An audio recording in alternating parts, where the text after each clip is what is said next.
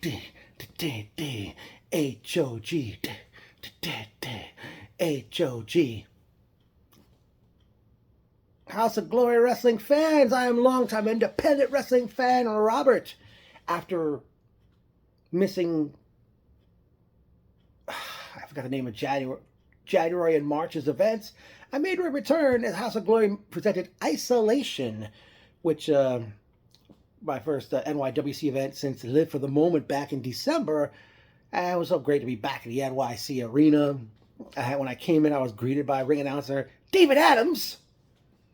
And I don't know if there were a lot of walk-ups because the show, I kept checking the link for people to buy tickets, and up until the day of the show, only front row and stage seating was sold out. So, so pretty much, you know, I don't know, because most fans went to WrestleMania and they were broke by the time they went home from there, because or maybe they had other plans, and on top of that, baseball's in session. So, nonetheless, and also due to David Adams announcing the crowd, I guess due to the fact it was a Friday, that they delayed the show, the start of the show by 10 minutes, and that we'll start at 8:10, give people a chance, who are coming right from work, or they got to take the subway, or they might be stuck in traffic. But we get on with the action, and we kick off with Trevor Lee, who appeared in NXT and SmackDown as Cameron Grimes. He went on along with the root of all evil, Charles Mason. A very good opening matchup these two guys had. Charles Mason eventually puts Trevor Lee down with a cradle tombstone at 12 minutes, 23 seconds. After the match, Mason calls out his cold-blooded killers, Raheem Royal and Nolo Kitano, but Jay Armani was not there. So, I don't know. But Mason had to have a talk with them and got on their case for losing the tag belts last month when Mason wasn't even in the building. And Mason shows on screen pictures of them celebrating what happened with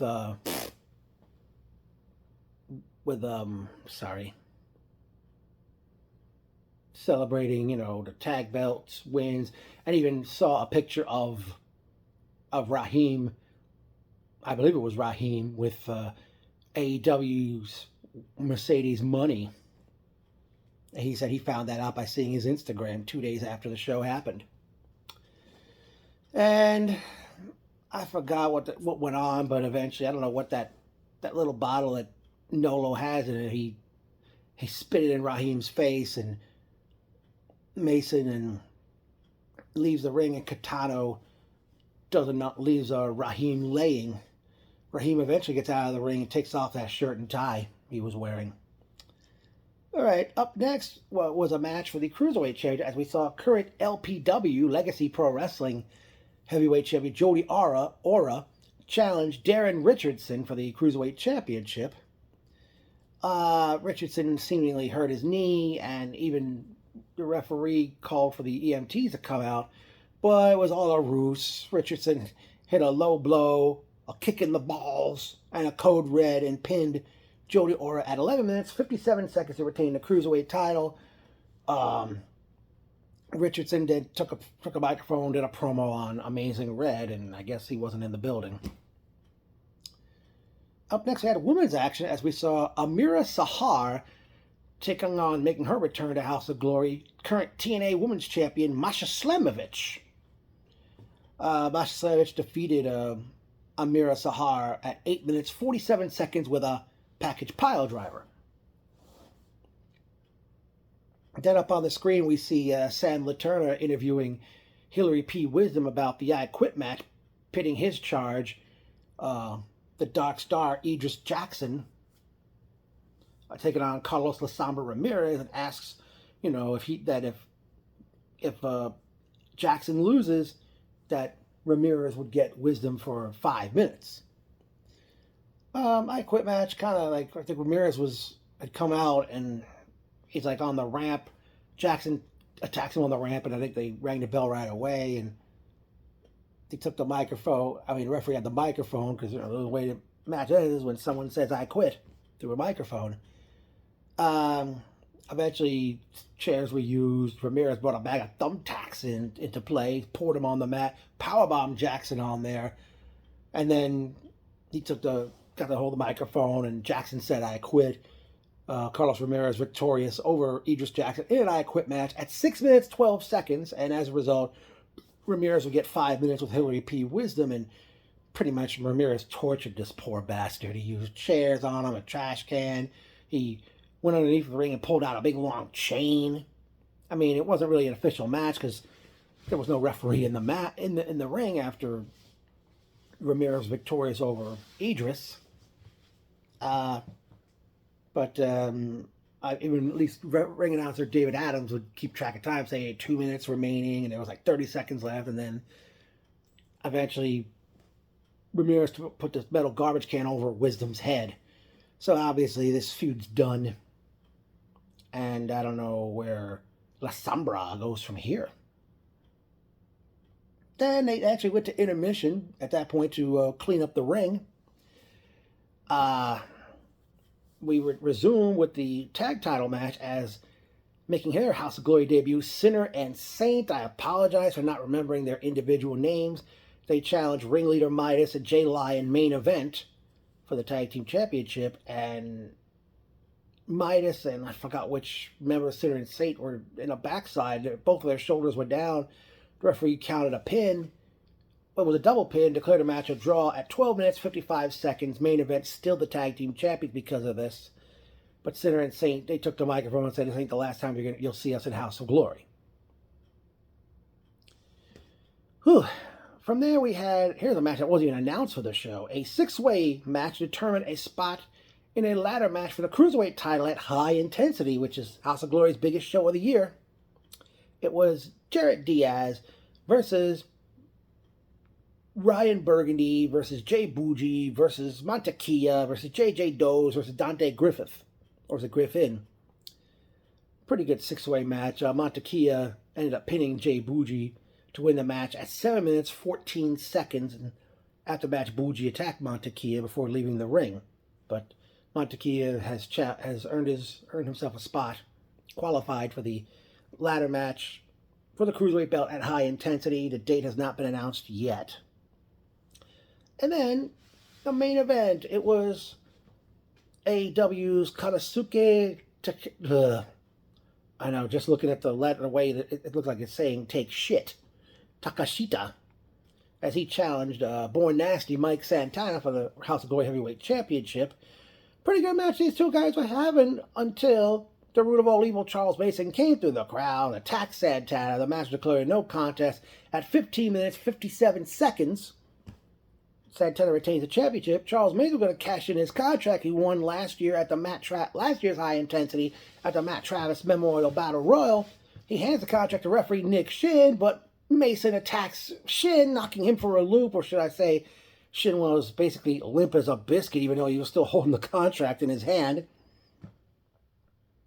And I forgot what Mason said on the microphone when he eventually leaves the ring, because Konosuke was going to hit him with a lariat, but Mason got out of the ring. Santana did a promo. Forgot what he said, but he made the announcement that Puerto Rican Weekend is happening Saturday, June 7th, because they did Puerto Rican Weekend last June, and it's going to be having Saturday, June 7th at the NYC Arena in Queens, and it's a 5 p.m. start. Person don't know, it was great seeing my lovely friend Erica Santiago. Anthony Ellison, hadn't seen him in quite some time. Steven, Eric Alford, noticed him in the crowd as the show went on. Sabrina, Tony, spelled with an I. Who else did I may have noticed in the crowd and such? There was one good-looking lady sitting behind me in pink, wearing eyeglasses. She had tattoos, and she was walking on a cane. There was another lady sitting near me. She had a microphone, but I don't know if it was on or it even works. All right. Well, as was mentioned, Ring of Honor, they returned to Chicago on Friday, May 9th, as they present Waging War. Already announced for that show is current Crown Jewel champion Zilla Fatu, who we didn't see tonight. We have Mike Santana is defending his title against Cedric Alexander, who used to be part of the Hurt Business in WWE. Also, we have Indy Hartwell, former NXT wrestler, taking on Mayu Yamashita. Say that one 3 times fast. Rich Swann taking on Root of All Evil Charles Mason. I mean, that was a good show for Chicago. As mentioned, Puerto Rican weekend is Saturday, June 7th. In Queens, a 5 p.m. start.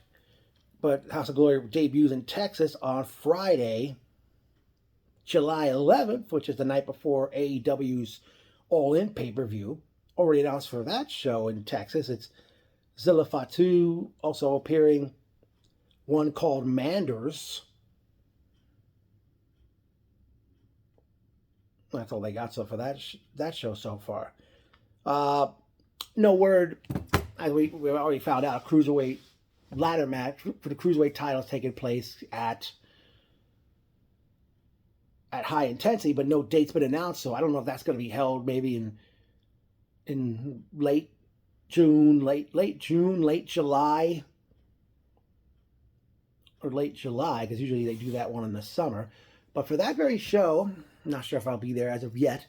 I would like to see, aside from that cruiserweight ladder match, which is happening, ladder match for the cruiserweight title, I would like to see Mike Santana and Charles Mason finally go one-on-one for the belt, for the heavyweight title. A rematch between Main Event and Sinner and Saint for the tag belts. Women's champion Megan Bain, is that her name? Hold on.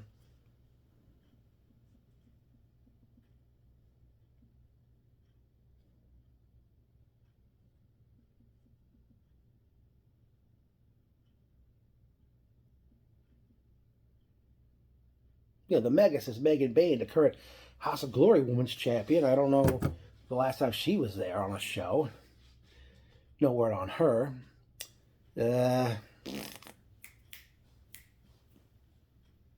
Hopefully they'll have her defending her belt.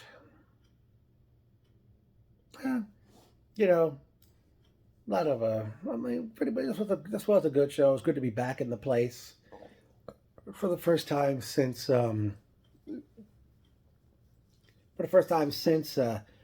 was there for the first time since Live for the Moment back in December. Erica, I guess you wanted to beat the crowd because I didn't see you after Mike Santana got done telling everybody about Puerto Rican weekend. I was hoping we could have had a picture like we had back in December.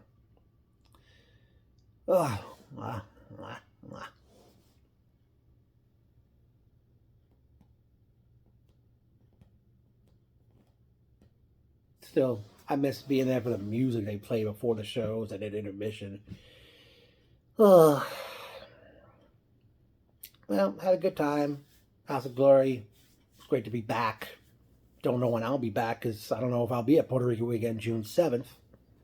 And no word on the date for High Intensity as of yet. So, by the way, please, Brian XL, someone tell me, what is the theme, that HOG? That's what, that plays before the show starts and after intermission to get the show back in session when we're back on Thriller TV. The shows will start on Thriller TV and resume on Thriller TV. I mean, I'd like to know. I mean, it's so cool. HOG.